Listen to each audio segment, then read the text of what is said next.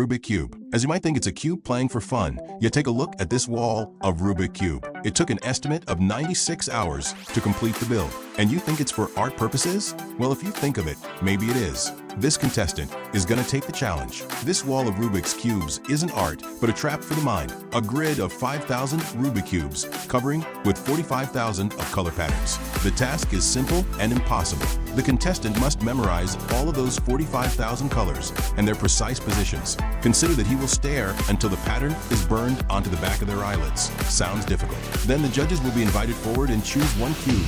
Yes, just one out of the 45,000 to change that single face on that cube to a new color. And that's it. The contestant, relying only on that flawless, inhuman memory, must find it. He must pinpoint the one altered square in a universe of 45,000. Think about that. 45,000 data points. One change. It's not a test of speed. It's a test of whether a human brain can become a perfect biological hard drive. The margin for error is zero. A single moment of doubt, a flicker of a stray thought, and it's over. So, if you are watching now, with this overwhelming scale, do you think you could even begin to comprehend the task? Consider you are only given a limited amount of time to remember the whole surface. The contestant has already started to memorize. The clock is ticking. The game has begun. Look how terrifying just to find out the single one.